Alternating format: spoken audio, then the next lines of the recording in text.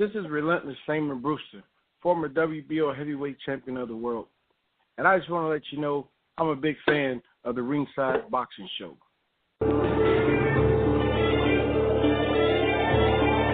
Live from Monterey on California's beautiful Central Coast, this is the Ringside Boxing Show.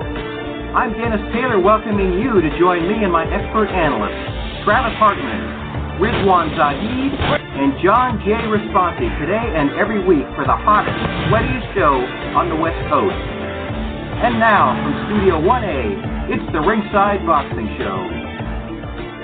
Welcome to the Ringside Boxing Show on the Grueling Truth Sports Network. I'm Dennis Taylor, and today during the second half of the show, John Responsi and I will be catching up with a former super lightweight world champion, Devon Alexander, who you might remember lost an extremely close fight against Andre Berto in his most recent outing, and he fought Victor Ortiz to a draw in the fight before that. Both of those fights took place in 2018.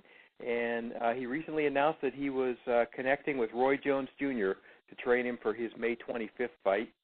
This is a big move for Devon. He's been part of Kevin Cunningham's stable for his entire pro career, and he's making this change pretty late. I think he's 32 years old. 32 years old. Yep. So we're going to be talking to Devon about his life and career, including the 2.5 years he spent trying to overcome an addiction to prescription painkillers. All that's coming up very shortly. Our British correspondent, Paul McLaughlin, had some audio problems this morning and had to scratch from the lineup. Paul's going to be back with us next week, and we'll kick it off, as always, with a look at the latest boxing headlines with our boxing experts. Travis Hartman is a professional boxer, trainer, and promoter from Osborne, Missouri. He now lives and trains in Orlando, Florida. Rizwan Zahid is a boxing journalist from Toronto. John J. Responsi is chief lead writer for MaxBoxing.com and DogHouseBoxing.com. And John and I wrote an Amazon bestseller, Intimate Warfare, The True Story of the Arturo Gatti and Mickey Ward Boxing Trilogy. So, hey guys, how about Manny Pacquiao? He climbs into the ring last week to accept a challenge from Errol Spence on worldwide pay-per-view TV, and a week later, he puts a poll on Twitter where fans can choose his next opponent. And the fighters he listed were Floyd Mayweather, Keith Thurman, Danny Garcia, and Sean Porter. So where's Errol Spence? What the hell's up with that? I personally, I don't think fighting Errol Spence is real good for Pacquiao's health. So if he doesn't want to get in the ring with him, I fully understand. But what was the point of teasing his fans, John, if he's not serious? Well, I don't know. I think he went there to scout Errol Spence, and he obviously didn't see what he was looking for, or he did see what he was looking for, and he thought, well, I mean, he's no fool, Dennis, and he's looking for big paydays, and he probably obviously get a big payday against Errol Spence, but I think he feels like at 40 years old, his chances of defeating Keith Thurman or Danny Garcia or somebody like that, or, you know, we all know what he really wants. He really wants Mayweather again, and that with Floyd Mayweather, he's about as reliable as a politician. So when he says no, it could be yes 2 weeks later. So he's taking care of the number one, and I mean, I totally get it. I don't know why he did that with the fans. They'll forgive him, obviously, but and he even said after the fight, the Errol Spence Mikey Garcia fight, he even said that well, Errol Spence doesn't hit that hard. Well, he might have said that, but obviously he didn't really mean it. And I still think that it's a possibility that he could end up fighting him if he hangs around long enough, just because that's Manny Pacquiao. But I think he's being prudent with this move, and he's thinking there's a lot of welterweights that he can beat, a lot of welterweights that he could fight. I mean, all those guys we mentioned, though, Danny Garcia, Sean Porter, Keith Thurman, those are going to be tough fights. And I am intrigued by the Keith Thurman Manny fight. I think that would be very interesting, with Manny still quickness at 40 and Thurman looking like he did in his last fight, but I would expect he would look better in the second one. Mm-hmm. So there are a lot of possibilities for him, and he could make quite a bit of money here in the next year, and hopefully he'll get out of the game without getting knocked out badly. That's what always worries me about a guy like that, because that tends to be what happens with legends in a sense, and he's pretty close to that point now that things always end badly. unless they retire like Rocky Marciano or somebody, or even Mayweather, they get out of there before it happens. But most of the times we know, Joe Louis, for example, they end up having to get knocked out before they get out of the game. So I hope that doesn't happen, but I certainly understand why he chose to kind of step aside with Errol Spence. So, Riz, who do you think fans chose with a 73% vote? Floyd Mayweather just turned 42 years old, and he hadn't had a serious fight since 2015, 4 years ago when he fought both Pacquiao and Berto, and they picked Mayweather to fight Pacquiao. Do boxing fans understand that? I get that from Pacquiao's point of view. He'll be making more money to fight somebody who's not likely to hurt him the way Errol Spence or Thurman might. But from a fan standpoint, what exactly would be the point of a Mayweather-Pacquiao rematch at this point? Who thinks this is going to be an exciting fight? Did they not watch the first one? Well, to be honest, I don't think it's boxing fans who are voting it. These are people who are not people who would watch any other fight except watch a Pacquiao fight, and maybe they're buying into this whole shoulder injury belief. But to be honest, like I can't tell you how little interest I have in seeing Pacquiao fight Mayweather. Like just absolutely zero, just not at all. I never want to see Mayweather in a ring again, and that's why we talked about this before. Mayweather has even in the short time he's been retired, you can already see how forgettable he is. It seems like, and he needs the attention. He still wants to stay in the limelight. He still wants to stay in the attention. But you can see that, especially, the funny thing is, ironically, before Floyd became the big name fighter that he was already one of the greats. He at lightweight, he was absolutely untouchable. The way he dismantled and knocked guys out repeatedly as well. But and honestly, that's not on him because he's already said he's retired. So I think the onus is more on Pacquiao. Like, why would you even put that as an option in the poll? He's, Mayweather said he's retired, and, despite him doing the exhibition belts and all that, he hasn't come out and fought anyone else except McGregor. And honestly, for the couple $100 million, no one blames him for that either. So he's said numerous times, I'm not, actually fighting a pro fight again. And even though some people don't take him at his word, Pacquiao clearly doesn't. I just don't understand the point of this, and I don't understand this point of what was the point of even coming into the ring with Spence. Also, I don't get that. So it seems like what I've read is Keith Thurman in July is a little more likely, and we were fine with that when we suggested that back in January. So it seemed like we went one complete extreme and back to the other extreme, and now we're kind of settling in the middle. But I just don't understand the point of why get in the ring with Spence and all of that. Just none of that makes any sense. But with all the stuff that's been going on in boxing lately, especially the last couple of months with potential fights and rumor fights and what the final conclusion is, I don't know. I guess we can't be too surprised. What do you think about Pacquiao Thurman? I think that fight probably makes the most sense for both guys, and I think Pacquiao, out of all the guys we kind of touched on, I think he has the best chance of beating someone like Thurman, only because Thurman's layoff was bad and he looked absolutely horrendous against Lopez. That I wonder what the odds would be, but I think if you're basing on last performance, I think most people would pay Pacquiao at this stage. Pacquiao is obviously not the same what he used to be, but instead of being 100% of what he used to be, I'd say I can argue that he's probably about 85% of what he used to be. Now, when you're fighting a guy like Spence, that's a big jump. But Thurman himself, instead of being 100% what he used to be, I think Thurman's maybe 70% or even 50% of what he used to be based on his last fight. And obviously we expect him to be better in his next fight, but no one's expecting, him to look like how he did 4 or 5 years ago. So Thurman might have lost the best years of his career. And Pacquiao, funny enough, has been more consistent and more active the last couple of years, that I would not be surprised if he pulls out an upset. I think it'd be a close fight. Thurman's still a younger guy. He's the bigger guy. He still has energy. He can still throw more numbers. But it would not surprise me at all to see Pacquiao pull off that upset, and that's why I think it's actually a viable, watchable fight. And that would be something. Pacquiao upsets Thurman. Okay, John, what about Alexander Usyk's decision that he's apparently agreed to fight Carlos Takam on May 18th? This is going to be Usyk's debut as a heavyweight. Takam seems to me like a test the waters kind of opponent for Usyk.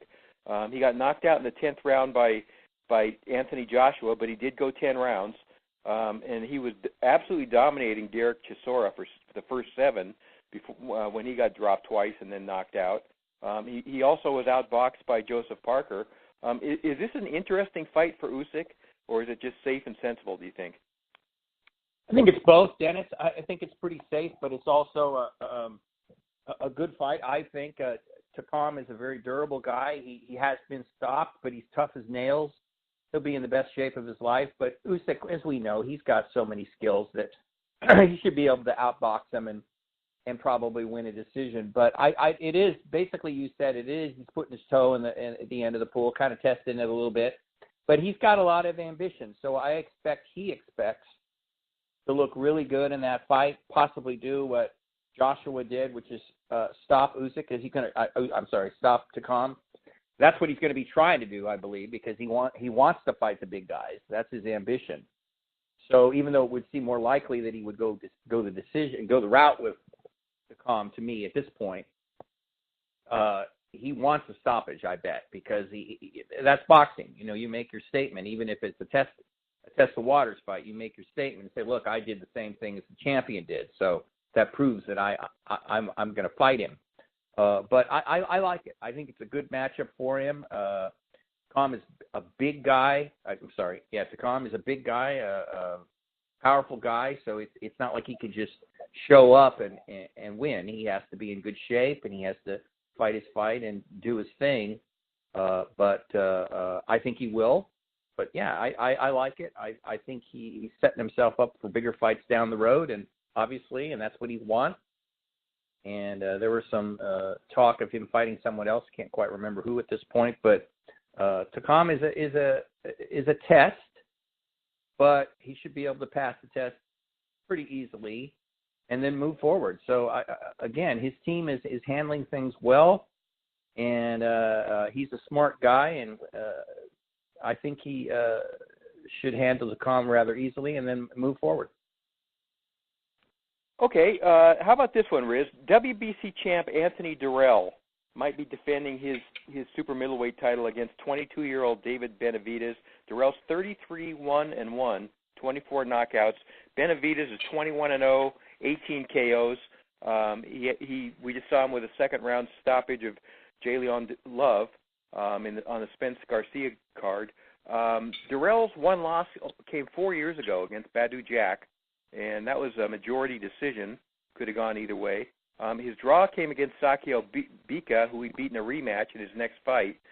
Is this an intriguing matchup to you, or is Benavidez just too much of a force of nature for Durrell, who's 12 years older?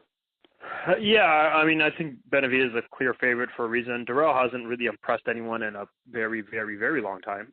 So I can't see him, I can't see him winning. I mean, his inactivity in Durrell's career has been beyond crazy. I mean, in the last 10 years, he's had about 10 fights, which is absolutely ridiculous.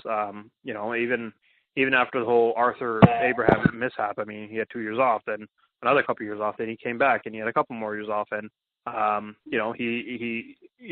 there's just too much of it, and I don't think, Benavidez, I think at this point is just a much more complete fighter, and he's younger as well. I mean, he's still one of the youngest titleists I think we've seen in quite a while. He's still only 22, so I can't see many in that division giving him a lot of trouble. That division, let's face it, is not exactly very strong right now. There's outside of Callum Smith, I think that's pretty much it. I mean, Billy Joe Saunders moved up, but for the most part, that division is there for the taking. And I don't think, I think for the most part, Benavidez can win these fights quite comfortably. Plus, I think we almost have to break every division now into 3 different parts. No longer is it just HBO, no Showtime, but when you've got to almost split up PBC, DAZN, and ESPN, and I don't know, with that, I can't see. I mean, we pretty much have to say, is this guy going to be a top 3 fighter? Because realistically, I can't see him, crossing the different platforms to take on other top contenders. So I can't really see many fighters beating DAZN right now, or beating Benavidez right now, especially, not the ones he'll actually end up fighting. Okay. Here's something else I noticed this week. The middleweight class seems to be devolving into a division of kind of full of posers lately.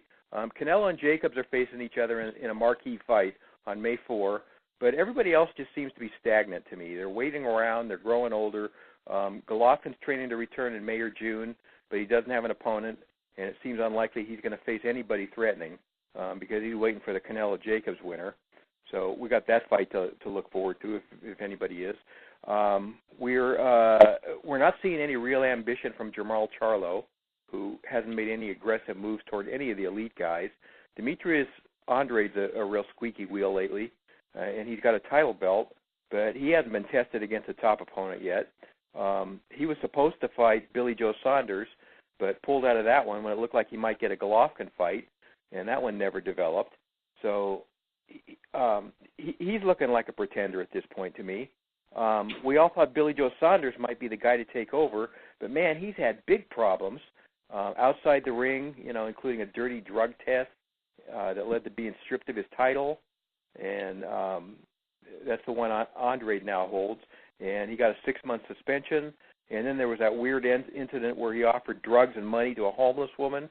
He asked her first to perform a sex act on his friend, and then convinced her to punch a random passerby who he claimed was a pedophile.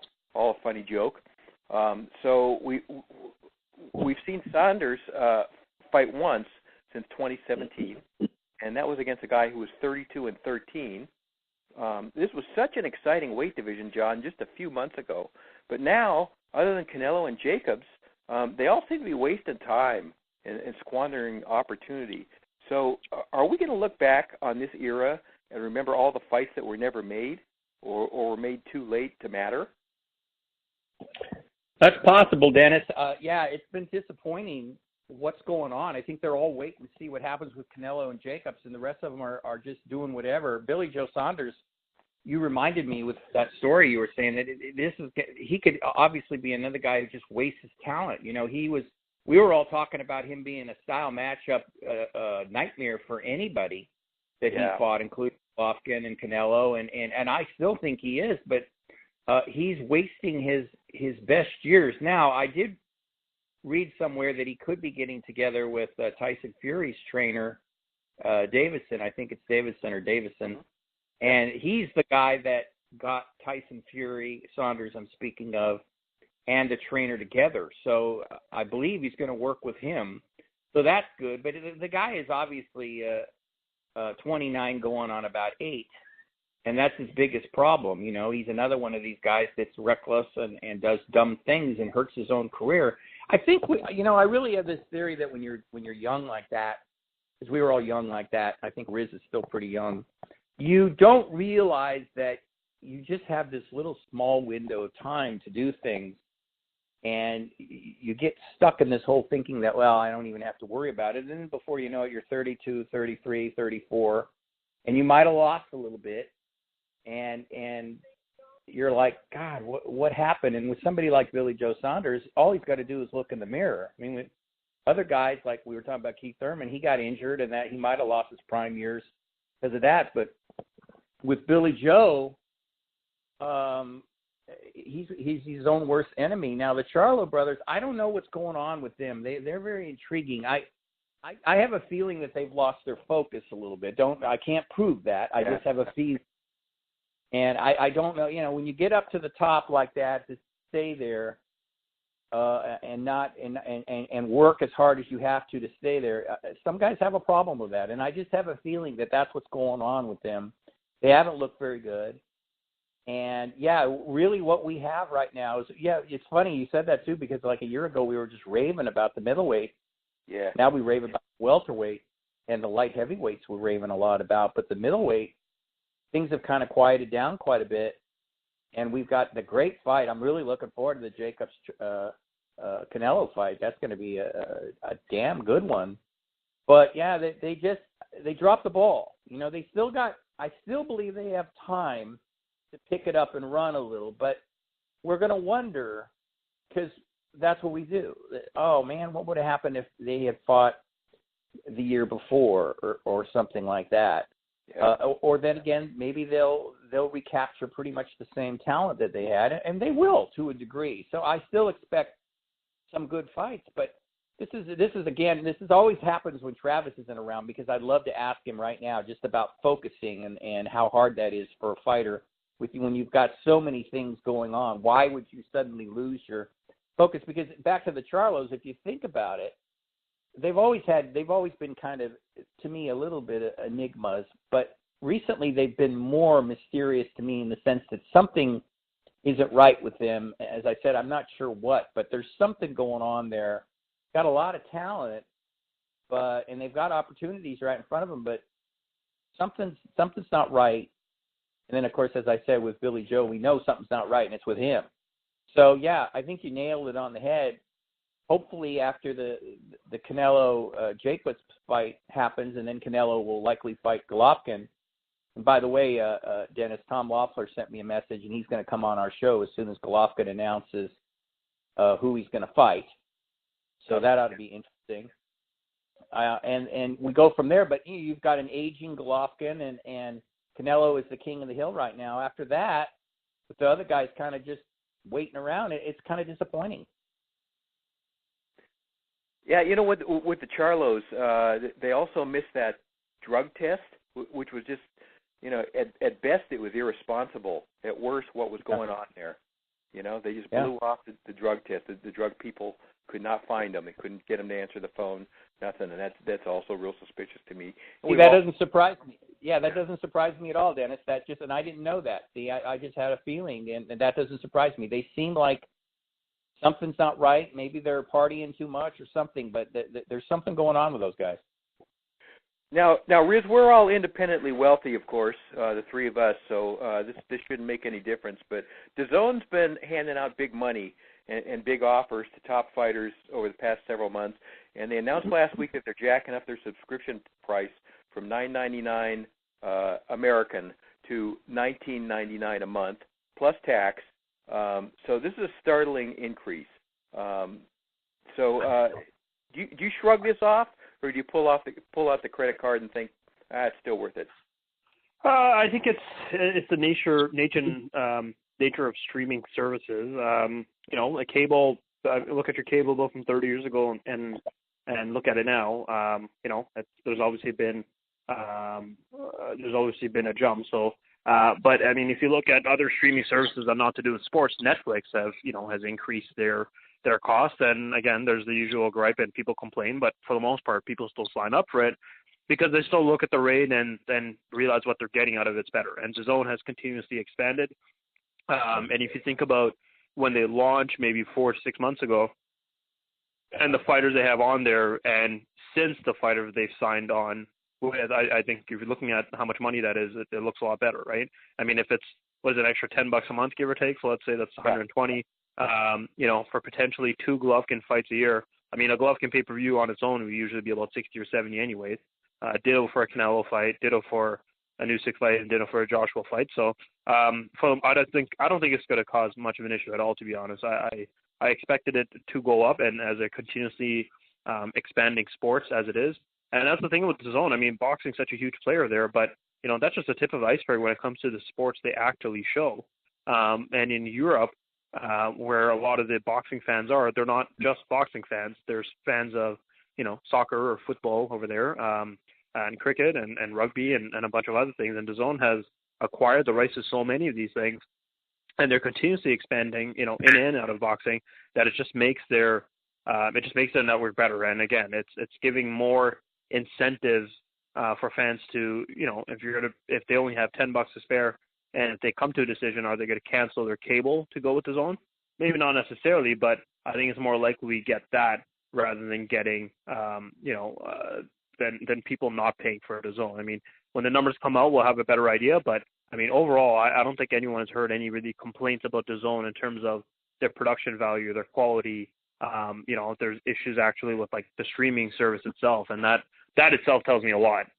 Because I remember when De La Hoya tried that Facebook stream one time, and it was an absolute disaster. So clearly they're doing something right, and when you're doing something right, you can charge a little more because there's more opportunities out there, and if DAZN doesn't do it, then someone else will. What do you guys think about Deontay Wilder's decision last week not to take a three-fight, $100 million offer from DAZN? and that was going to be apparently consist of the Dominic Breazeale fight in May, then back-to-back title fights against Anthony Joshua. Instead, he's decided he's going to remain a broadcast free agent, John, and work with Showtime on a fight-by-fight basis. This seems like a huge roll of the dice, especially in the heavyweight division, when anybody, Breazeale could knock him out.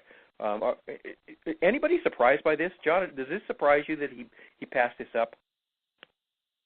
Honestly, it did not, Dennis. I actually, my first thought, and this is going against the grain, I'm sure, but my first thought was, well, he's loyal.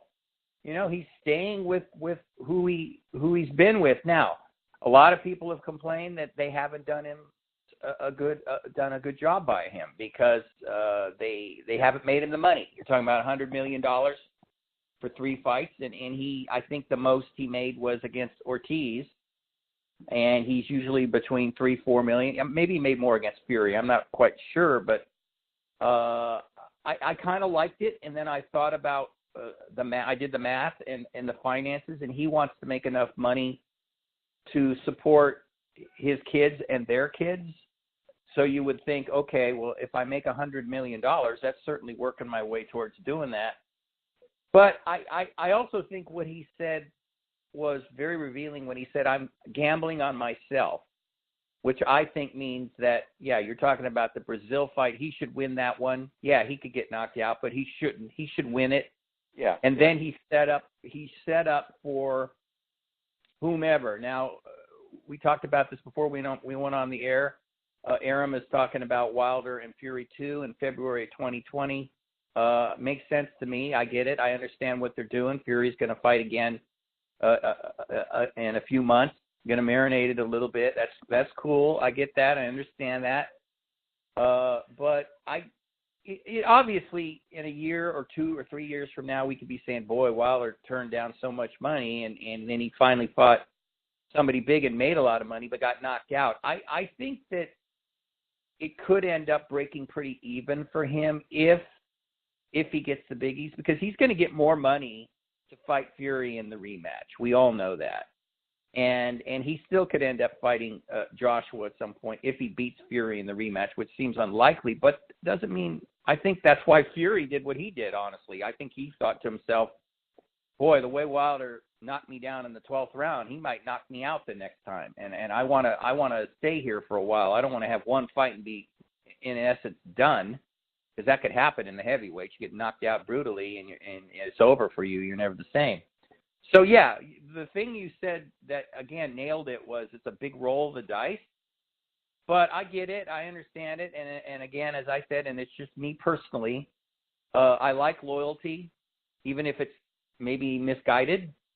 And it could turn out the best for him. And I hope it does in a way. There's always been something about Wilder that I've liked, probably because we had him on our show, Dennis, and he had you and me cracking up numerous times.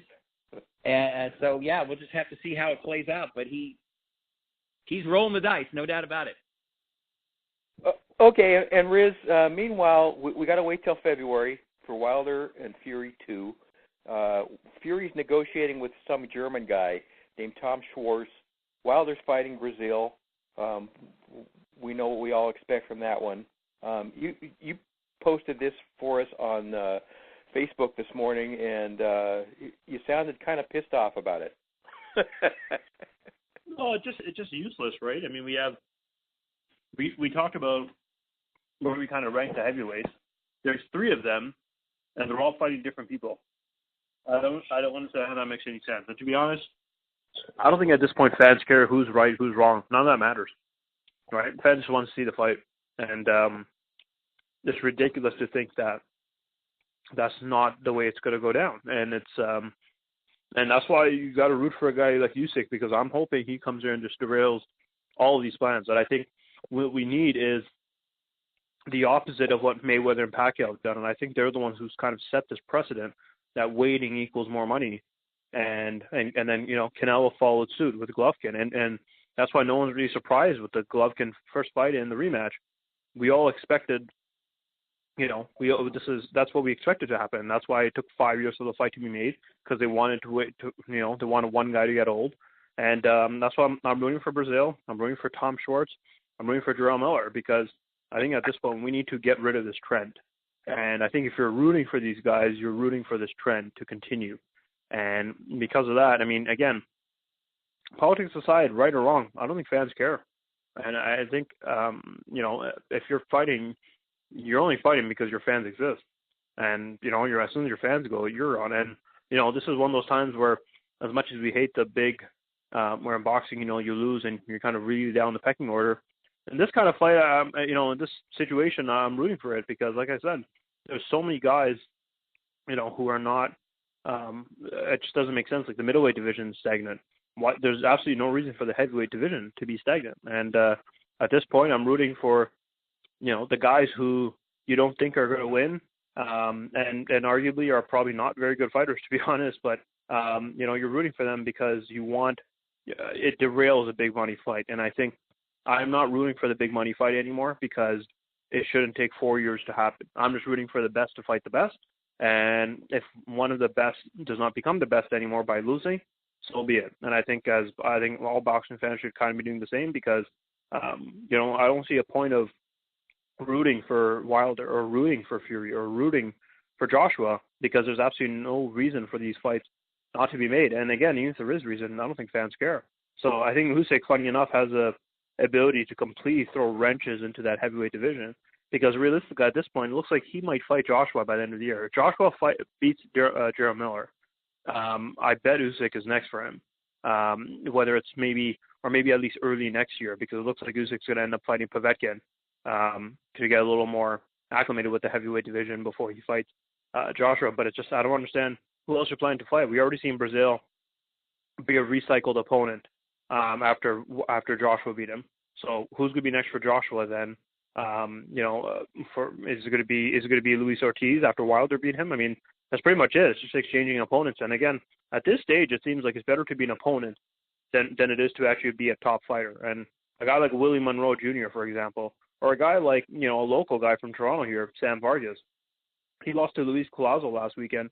I mean, his loss against Luis Collazo, Danny Garcia, Errol Spence, Amir Khan, those are four big names to lose against. And it's funny because of those four guys, how many of those fights have you seen between those four guys? An absolute very few. And that's why I think at this point it's better to be an opponent. And I think at this point it's time we root for the opponents a little more because the big guys, I mean, they're big in name, but in terms of value they're providing, I find it's going less and less. Riz, how much of a problem is Usyk going to be for Joshua? Hard to say so far. I mean, until he actually see him as a heavyweight. I think boxing skill-wise, I don't think there's anyone in that division who has more skill than Usyk, and not even close. Usyk was an incredible amateur. Has already cleaned out one division. The issue with everyone going up in weight is always an issue of can he deal with the strength and the power, and can his chin deal with it? In the heavyweight division, that's even more magnified. So I don't think you're going to outbox Usyk. To beat Usyk, you might win by leveraging a little more on your size and all that. But Usyk, as we saw against Gassiev, has the ability to fight a perfect disciplined fight. He has that focus. He has that mentality. And, against guys like Joshua and Wilder, I think he can do it all. It's just a matter if he gets hit or not. Because we've seen both Joshua and Wilder, when they land, they take guys out. Maybe if they're losing rounds, we saw it. Povetkin was, landing at will at Wilder or at Joshua. In the fight, then he got caught. Wilder, same thing with Ortiz, same thing with Fury. So those two guys are kind of winning on size and that alone. Usyk's boxing skills is second to none, though. I just want to see how he deals with, it's best for him just not get hit, but it's going to be hard to do that and fight even more discipline against, guys who are 3 inches taller and 20 pounds heavier. Funny enough, I think he has a better chance of maybe beating Wilder than Joshua, just because I think Joshua still has some more refined skills. I think Usyk's a better boxer overall than Fury is, and he's more disciplined, and he's obviously in better shape. So if I'm looking, comparing those two fights, I think Usyk can easily outbox Wilder. Joshua's going to be harder to do so just because Joshua has more boxing skill, and I feel like he'll eventually land on Usyk. Okay, and finally, John, and we'll give Riz credit for finding this one for us too. British super lightweight Sam Maxwell was behind on all scorecards, and he was being taunted Saturday night by this guy Sabri Sadiri, who was also undefeated in their fight for the WBO Euro title. With 10 seconds left in the fight, 10 seconds left, Maxwell landed this two-punch combination and knocked Sadiri out. And Maxwell's now 11-0. Sadiri is now 10-1. I guess this is what people like to call a teachable moment, and the lessons are stay humble and protect yourself at all times. This is why no sport is quite like boxing. This is why we love it, isn't it? Oh, exactly. And yeah, I saw that this morning for a minute, and I flashed on Nate Campbell years ago when he basically stuck his chin out, was winning a fight very easily, and he stuck his chin out, and the guy knocked him out, knocked him down, and he couldn't get up. And it happens. And also yesterday when Charlie Edwards was fighting against Angel Moreno in England, and he did that, and he did the Sugar Ray Leonard, Roberto Duran thing. He stuck his chin out and smiled at him and taunted him, but when he got back to his corner, his trainer just read him the riot act. Don't do that. That's stupid. You're gonna get caught. And so it's just that's why the old adage about protect yourself at all times. You can't get too overconfident. The kid was winning. He was going to win the decision, and right now today he's sitting in his house or whatever, saying, "God, what a moron I am for doing that." But that's the way that's the way boxing is. It can change so quickly. We've seen it in different ways, even when guys aren't overconfident and they're winning and they drop their guard and boom. So that's why we love it. You're right. And did he learn? I hope so. I would hope. If he didn't, then he's even more of a moron. But that's just one of those things that can happen in boxing that just shocks you and just makes you kind of grin, because Maxwell was so thrilled with, because the guy, even when he went down, Maxwell kind of taunted him a little bit like that, like, I got you, you SOB, been bugging me this whole fight, I got you with that punch. So it was kind of funny in a way, but you really got to be careful in boxing, and I hope the kid learned something. That's all I can say.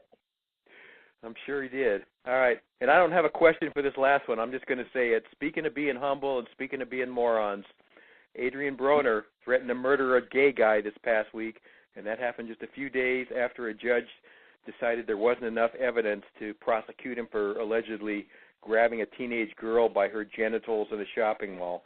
What a waste of space this guy is. Man, you only got one name to give to your kids, and Adrian Broner's got a few kids out there, and I guess none of them are probably named Broner, so I guess it doesn't matter. So anyway, thank you guys. That's Rizwan Zahid, John J. Responti, and our featured guest is coming up next. Don't go away. Thanks, guys. Talk to you next week. All right. Take care, guys. All right. Hi, I'm Dennis Taylor, host of the Ringside Boxing Show, where since 2008 we have been continuously sponsored by Garcia Boxing, the first family of the Sweet Science on California's beautiful Central Coast. Trainers Max and Sam Garcia and ring strategist Dean Familton are regarded among the most knowledgeable in the game. And Kathy Garcia, who manages all Garcia boxing fighters, is renowned for her integrity and career guidance, having taken 2 boxers to #1 world rankings. Together they comprise one of the most respected teams in the sport. Learn more by calling 831-261-3214 or send them an email at garciaboxing25@aol.com.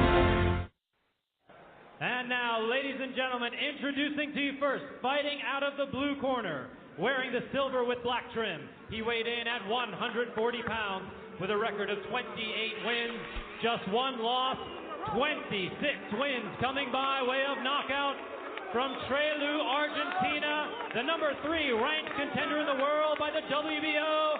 Please welcome Lucas Matthysse.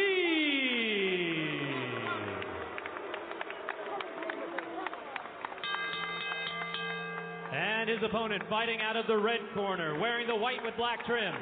He weighed in at 139.5 pounds. With a record of 21 wins, 1 loss, 13 wins by knockout. He is the former unified WBC and IBF Super Lightweight World Champion from St. Louis, Missouri, he is Devon Alexander the Great.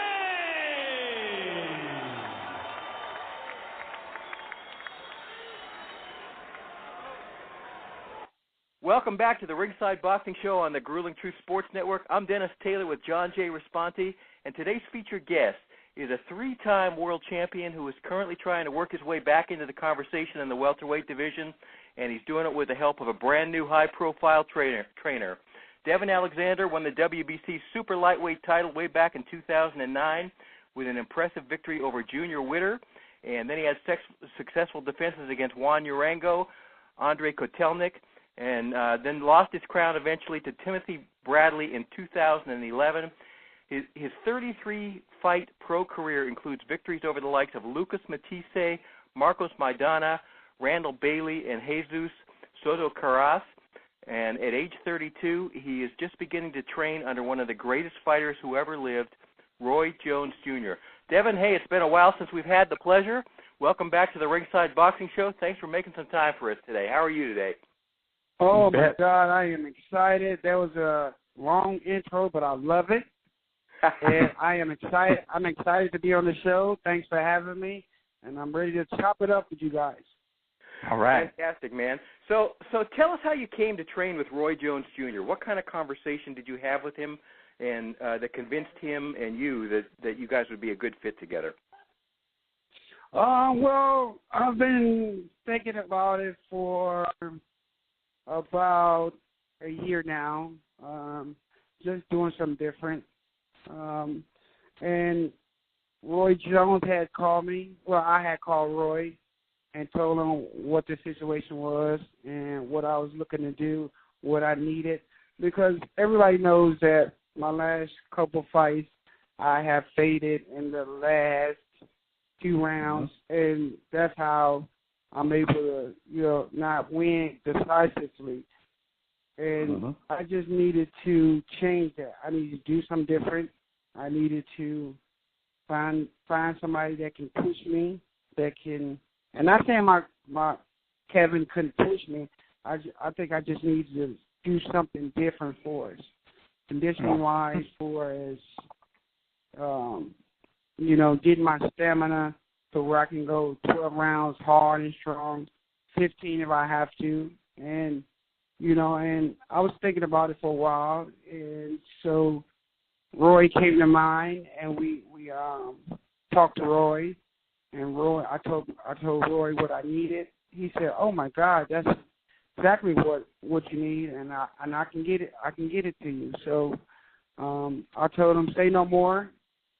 The fight is May 25th, and we're supposed to be starting camp on the 1st, and he's excited for me to get down there, and I'm excited for him to teach me some stuff that I don't know about.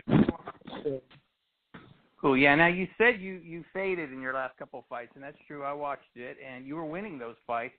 Now, just curious, Devon, how much do you attribute that to age or maybe wear and tear, or is it just that working with Roy you believe will fix that? Because I don't remember you fading before a few years ago. Yeah, I mean, I've been doing the same thing for 20 some years, and my thing is, I know my body and I know what I'm capable of doing. I haven't been in a lot of wars, actually, just probably a couple wars. I don't have a lot of wear and tear on my body. I don't have a lot of, blow-to-blow, toe-to-toe type of fights in my career. And I really feel that my conditioning, if I can, get a hold of my conditioning, if I can get a hold of my stamina and find something to challenge me and push me even more than Kevin did, I think that will fix the problem. I don't feel like it's anything else but the conditioning, because my skills are still there, my ability is still there, everything is still there. Only thing is, I'm fading in the later rounds, and I just feel like I need to correct that. Devon, you said that I read that you said that you were going to train with Roy in his hometown, Pensacola, but you want to finish training at Big Bear Lake, which is 6,700 feet above sea level. Have you trained at high altitude before? I have, and I was in tremendous shape, and I was able to go, all night long, throw punches all night long without getting tired. So I have been up to Colorado before, and the air is, like you said, is definitely thin up there, and that's, if you guys notice, that's the plan. That's the plan. Start down there and then go up to the mountains and get all the way ready, and make sure we're ready for whatever comes fight night. So Devon, I'm actually a Colorado boy, so I grew up there, and I know what it's like for people to come in there and train at high altitude. When you first got there, did you have headaches? Did you have hard time catching your breath? Was it tougher to sleep? You know what? That is funny, because when I did, the first time I did go there, I walked in the house that we were staying at, and then I walked up the steps. I was like, whoa, I can't breathe. What is wrong with my breath? I cannot catch my breath. But after a while, I was like, man, what the? And then my coach told me that's out there in this area, and I was scared as hell. I was like, what? I thought I couldn't breathe, and I was like, wow, this is really going to help. And I loved it ever since. I just, my coach feel like we didn't need it, I guess. So we haven't been back, but I'm making it my goal. I told Roy that I need to, get up in the mountains. I need to get in the altitude. By the time I come out of there, I'm going to be in tremendous shape. And, I love it. I love the train up there. It's not too much riffraff up there. And, I'm a person that loves to train like you're supposed to train. And I just think it's going to be a perfect situation for me. The old adage is you can't teach an old dog a new trick, Devon. You're not old to any of us, especially to Dennis and me. We're old. You're only 32. Yeah. You've been a pro for 15 years now, and you're going to be working with Roy Jones, which I find is fascinating. Now, even though that old adage you can't teach an old dog new tricks, it sounds like working with Roy Jones, who's obviously one of the greatest fighters ever, you're going to be very willing and open to, even though you've had a very good career, obviously, to whatever Roy says and suggests for you with your style. Is that accurate? Yes, absolutely. Like I said, I've been with my coach, and I love my coach to death. I've been with my coach all my life, all my career, and, I'm pretty sure that Roy's going to teach me something that I haven't seen in boxing, that I didn't see at first. That he's going to give me some knowledge that I can really use. I think just him being in my corner, him being there, is going to motivate me even more. It's just the mental thing that's going to come along with training Roy and Roy to be in my corner is going to be on another level, and the training aspect is going to be another level. And, not saying that my coach, Kevin, didn't do what he's supposed to do. I just feel in my heart that, I think Roy will be an awesome fit at this point in my career. Going to see stuff that I didn't see. I really believe I'm going to see stuff that I didn't see before. I'm open-minded, and I'm pretty sure he's going to show me a lot of stuff that I've been doing wrong. I'm pretty sure he's going to correct me on a lot of things. And because, of course, I don't know everything. And I'm pretty sure he's going to give me that knowledge that I need to, further my career. And I think he's going to teach me a lot, tremendous amount of knowledge is what I'm looking for, and I'm excited. Yeah, we've all heard Roy on HBO for many years, and we know how he can dissect a fight. Obviously, he's very good at it. He knows how to communicate Do you expect that could make a difference on fight night, having him in your corner, or with the strategy part, or is that part mostly up to you when you're in there? In other words, during a fight, are you trying to figure out the guy, or are you doing both? You're going to do both before you're going to hear Roy and then work on figuring out the guy on fight night. What happens? I'm a firm believer that the fighter really has to go execute the game plan. The trainer's there to come up with the game plan. It's up to the fighter to execute the game plan. I really believe that. And I think Roy going to be able to dissect, like you said, whatever fighter I'm fighting. And it's just going to be up to me to execute it. And I think he's just going to add that extra motivation that I need to execute it. Do you think Roy Jones is going to be the kind of a trainer who will push you and test you in the gym, or do you think he's likely to be more laid back and assume you know yourself better than anybody else after 15 years as a pro? What do you anticipate from him? I mean, that's a good question. That's a good question. I mean, I don't know. I'm used to somebody pushing me, or not pushing me, but making sure that I'm getting my full, potential. And I don't know. That's a good question. I think it's going to be a mix of both. He's going to know that I know how to fight. He knows when I talked to him, he told me, I know you know how to fight already. I'm just going to enhance what you do and correct the things that I think that you're doing wrong. And I think that's a recipe for success. But that's a good question. We'll have to see. He told me a lot of guys down there, they don't keep up.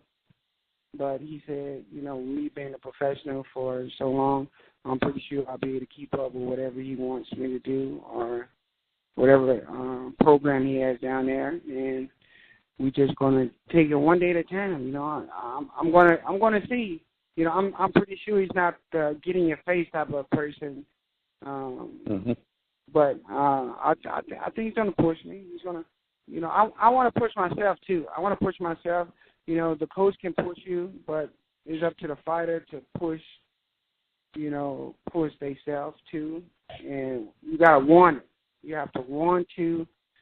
The coach can't get in there and fight for you. You got to want to do everything. So, that's just where my head at right now. You got to want to. And I think Roy's going to bring that out of me, and I'm going to want to do it. Yeah, that leads to this question, Devon. Now, that the hunger thing. I mean, obviously you've had a lot of success, like I said earlier. And you sound hungry to me. You sound like you're motivated. And what happened in your last few fights, it sounds like it's motivating you more. So is it still there? I mean, do you still enjoy going to the gym, the road work, the sweat you have to spill to fight at the top level of boxing? I do. I just feel like,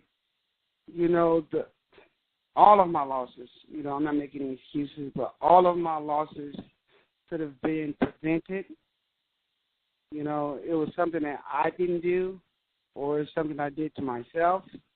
Let me clear some up. Nobody has whooped my ass. Nobody have. I don't know if I can say that on your show. I don't know if I can curse. Yeah.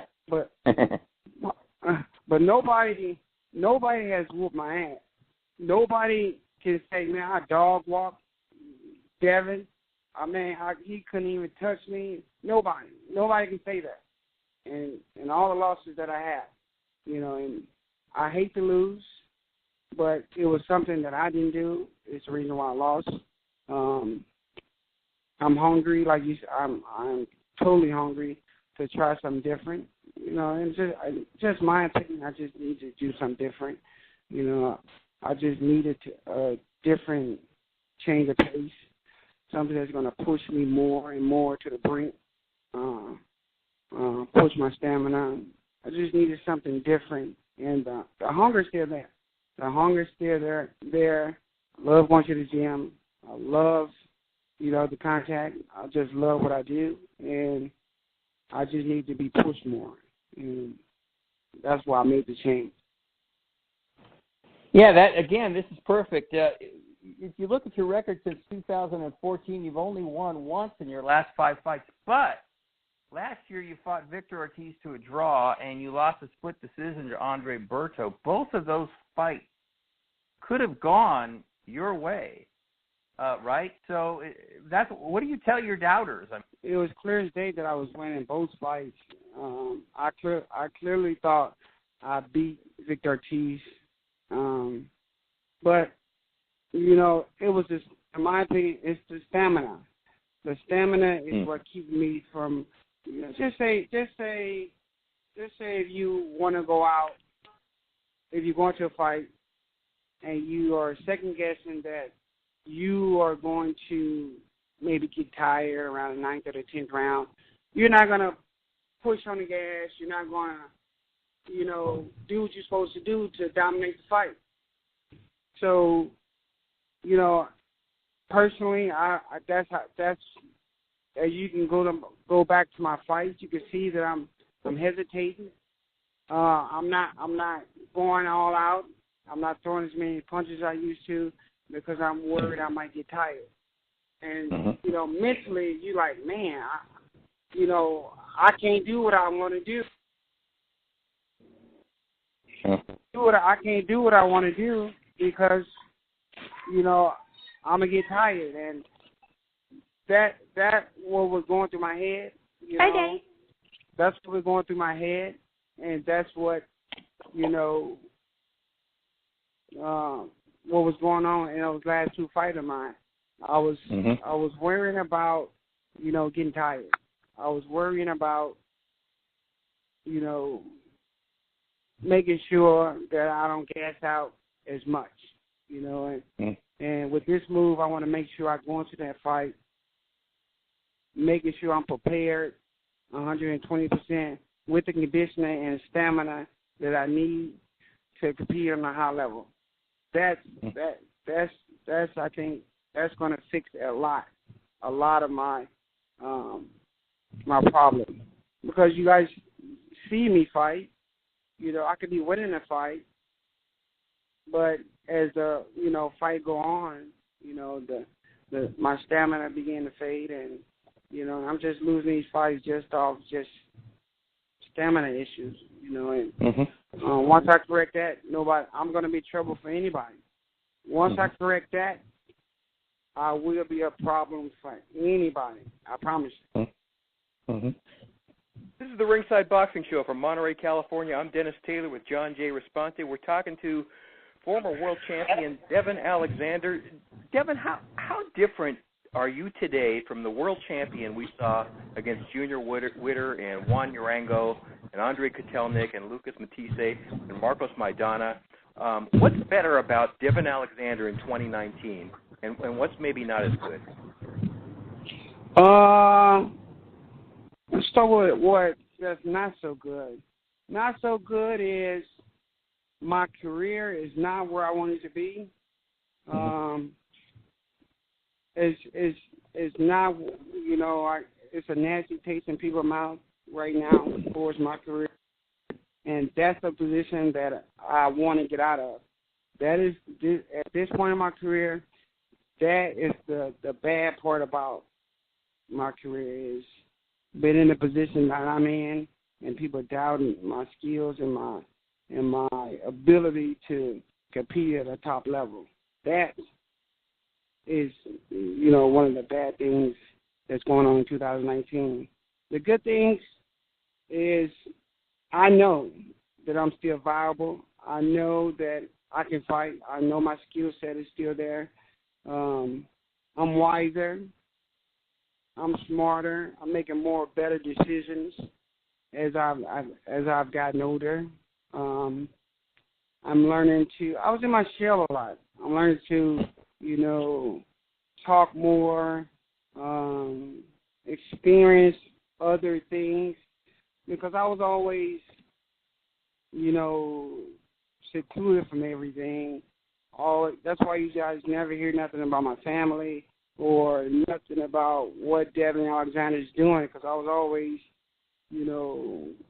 kept in in a bubble, and I just feel like, you know, as I'm getting older, I need to expand more.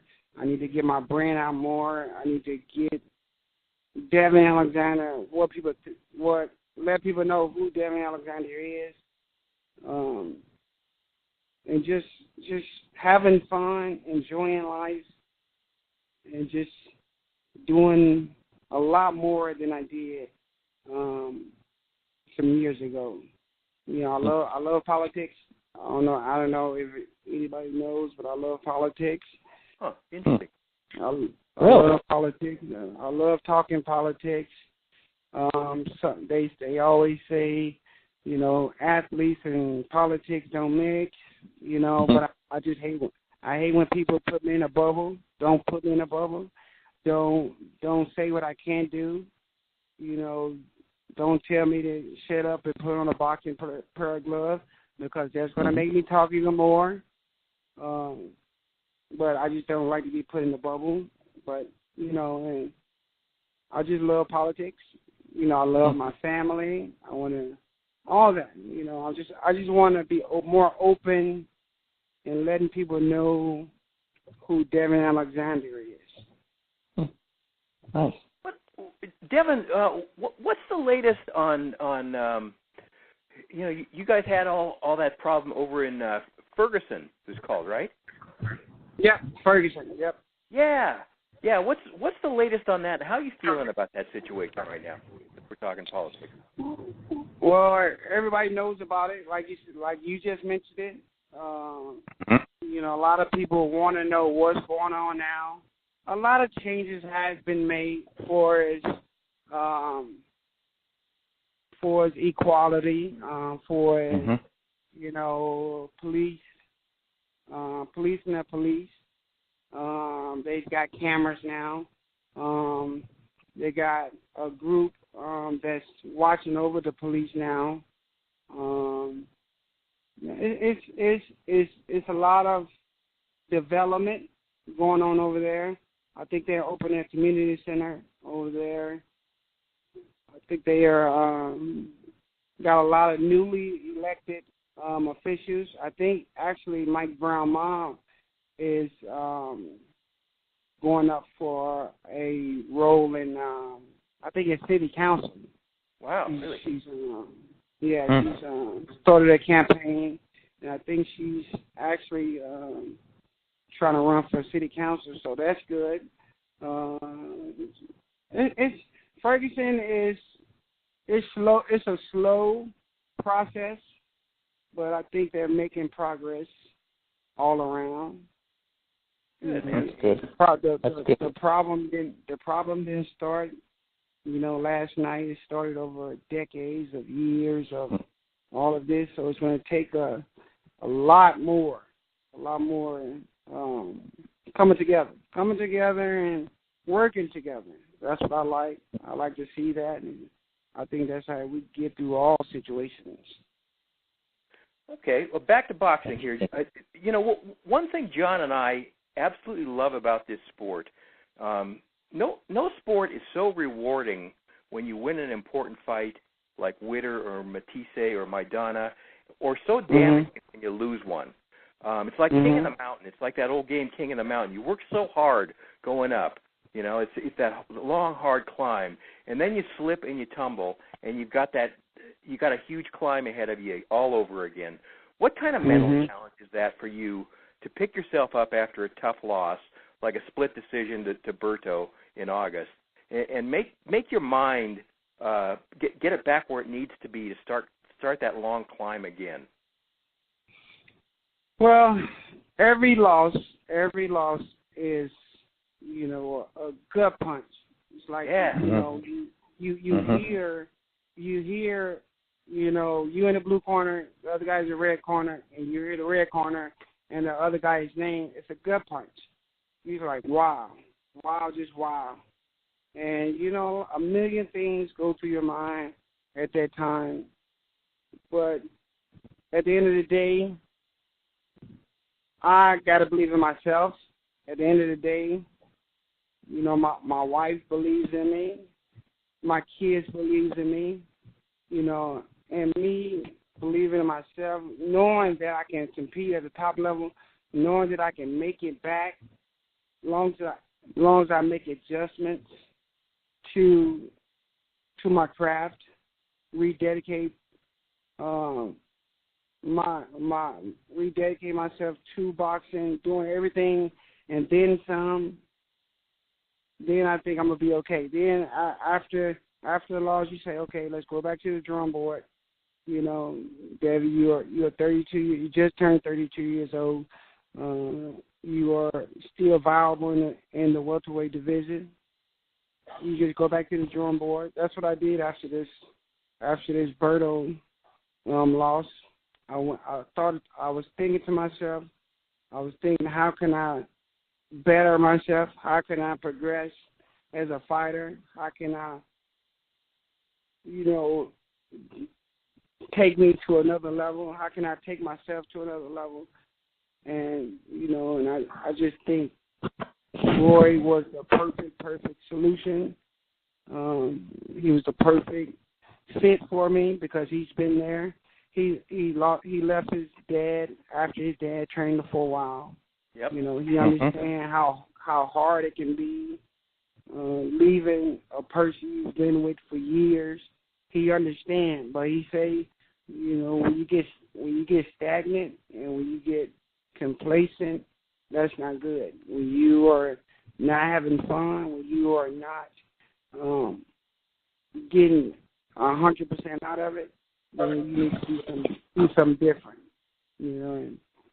And that's what I was thinking anyway. But it just, when I talked to him, it confirmed that I just need to do something different. I needed to expand. I need to get out and just experience something different. Experience it. See if this will work. In my opinion, I think it will work. It will bring out the best in me. Mm-hmm. So, like I said, a loss is always a good punch. It's how you get back up. I'm from the mean streets of St. Louis. I'm not easy deterred after a loss and say, I'm gonna give up. If that's the case, I would have gave up a long time ago when I was, barely eating, or I could have gave up and said, let me go and sell drugs like my friends or like everybody else doing. Let me go do that. No, I'm not going to do that. A loss don't deter me. It doesn't rock my motivation. It actually motivates me even more to know that I can get back and I can still be viable. So just keep working, keep progressing. I feel like my skills are still there. Everything's still there. I just need to make minor adjustments and I'll be okay. Did retirement cross your mind? Not yet. No, it hasn't. It haven't. Because, like I said, nobody is whooping my ass. Nobody is even hurting me. Nobody even coming close to knocking me out or anything like that. I haven't taken punishment. I haven't been in wars or anything.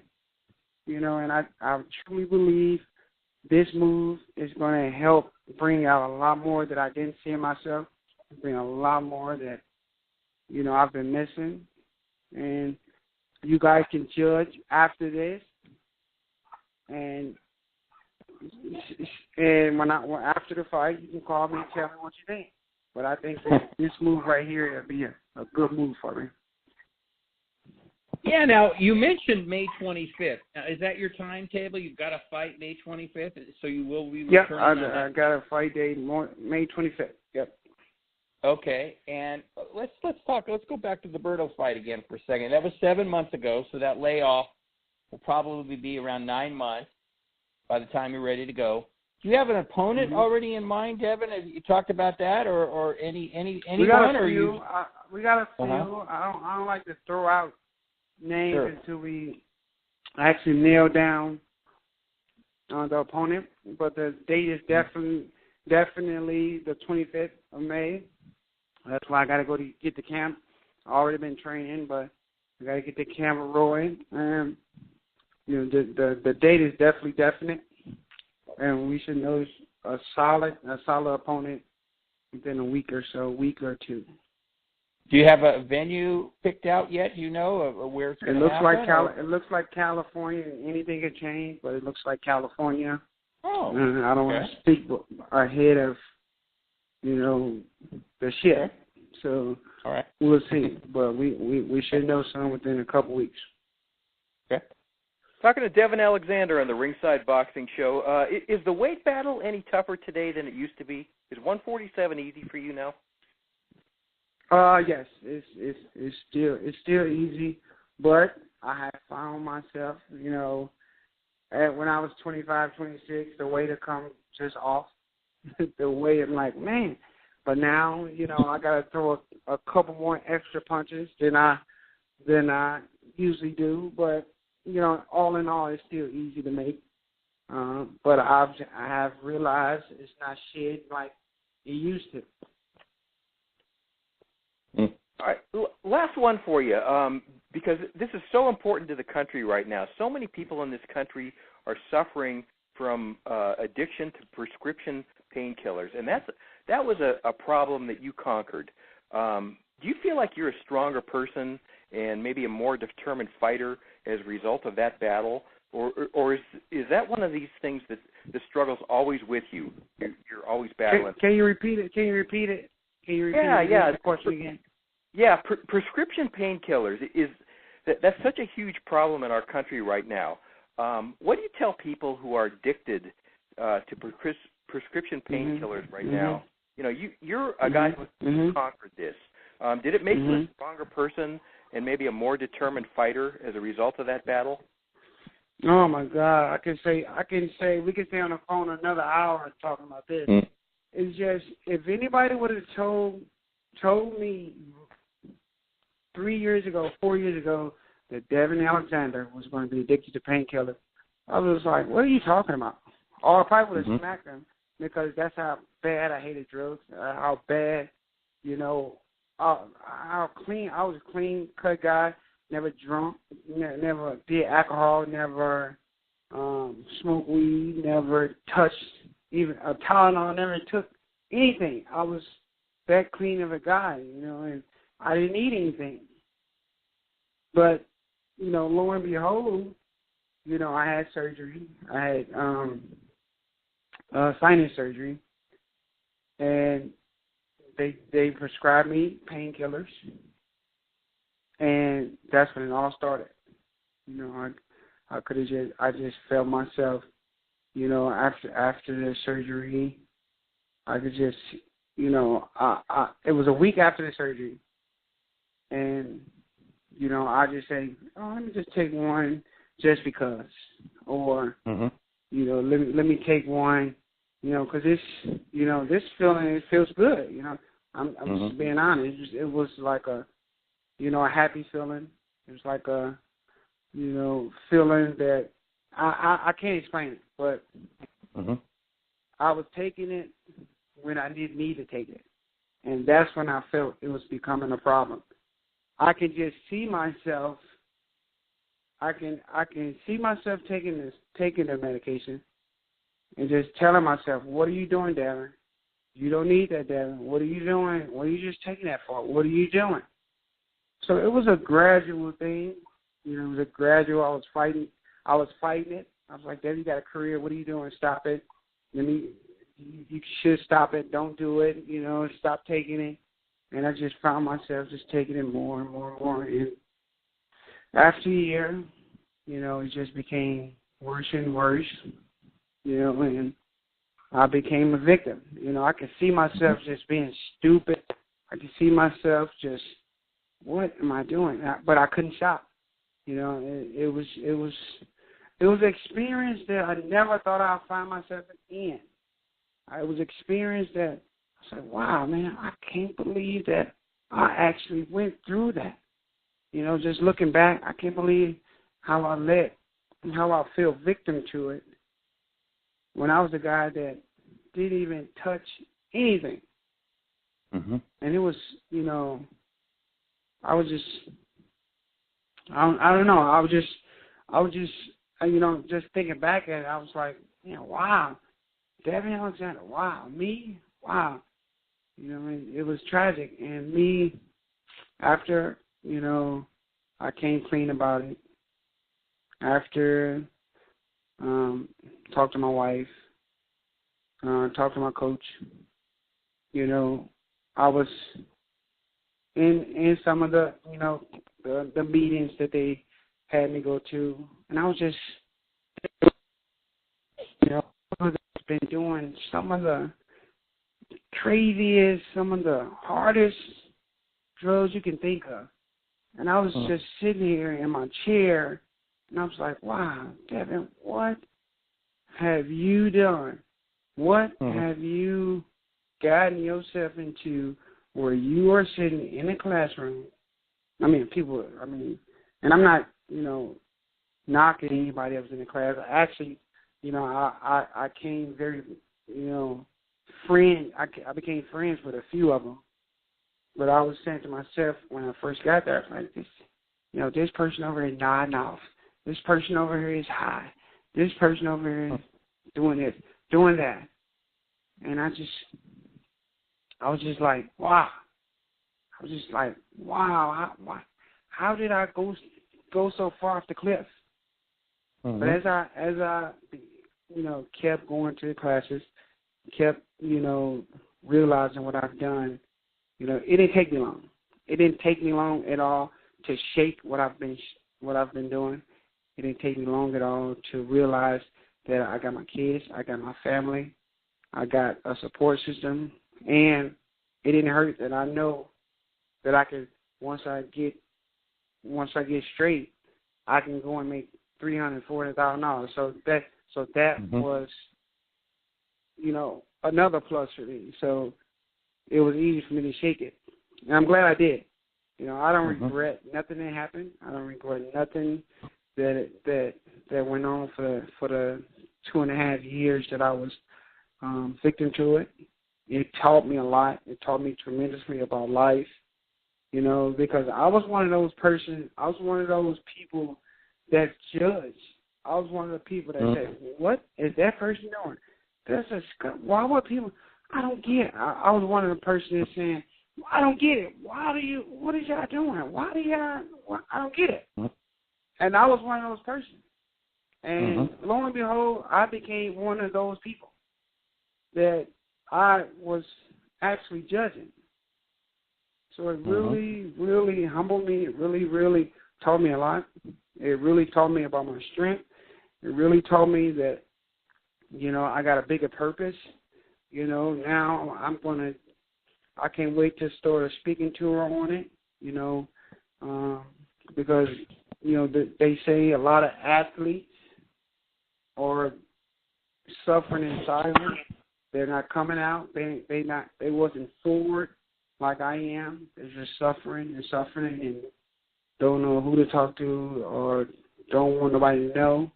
And I cannot wait to be able to get out and speak about it and just let everybody know it's going to be okay, because I've made it.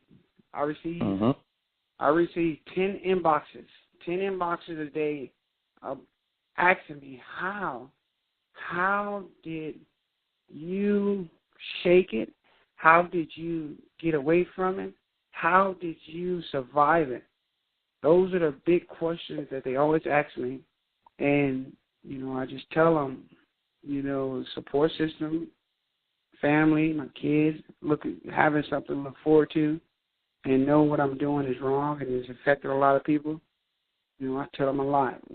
That's how I was able to shake it. That was the turning point for me.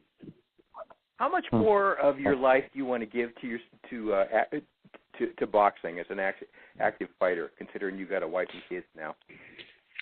Well, I have I have talking to my advisor, and he has we have a 4-year plan where, you know, we're going to do this and that. You know, I can't speak on it, but we have a 4-year plan. So I say 4 more years, do what I need to do in this sport, solidify my name in the record books, and then I want to do my higher purpose, which is going to talk about this crisis that we have.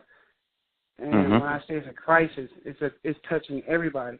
It's touching 16-year-olds. It's touching, you know, I was in a class with a 70-year-old.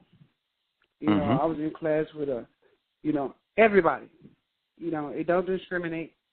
And I really want to get out there and motivate a lot of people to, they can keep, I want them to see a living, breathing athlete that was able to overcome what they think they can't.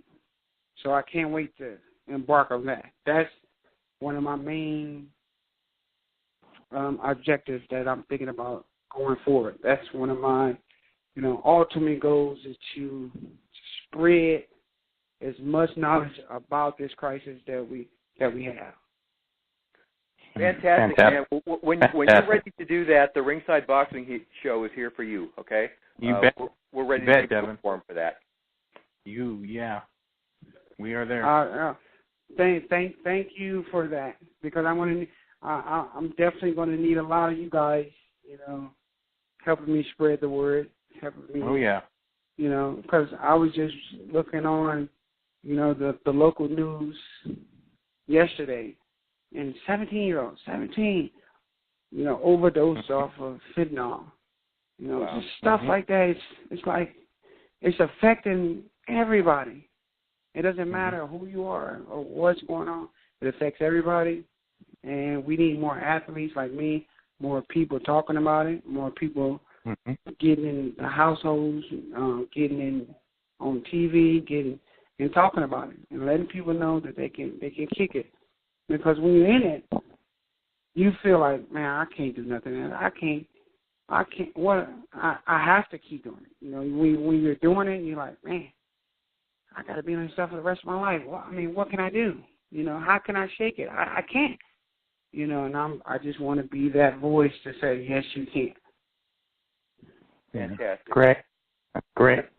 Devon Alexander has unfinished business in life and unfinished business in boxing. He's 27-5, 1 draw, 14 knockouts, and he's looking to make it at least one more major statement before he calls it a career. He's given himself 4 more years. Devon, you're an easy guy to root for, and we wish you all the best of luck. Thanks for giving us some of your time today, champ.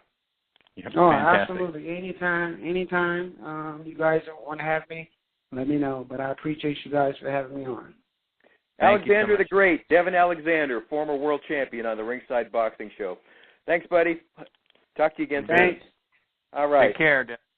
Take care. Hey, do you guys like this show? Do us a solid. Tell your boxing friends about the Ringside Boxing Show. Post us on your social media and help us grow. Also, be sure to check out the book John and I wrote. It's called Intimate Warfare, The True Story of the Arturo Gatti and Mickey Ward Boxing Trilogy. It's an Amazon bestseller.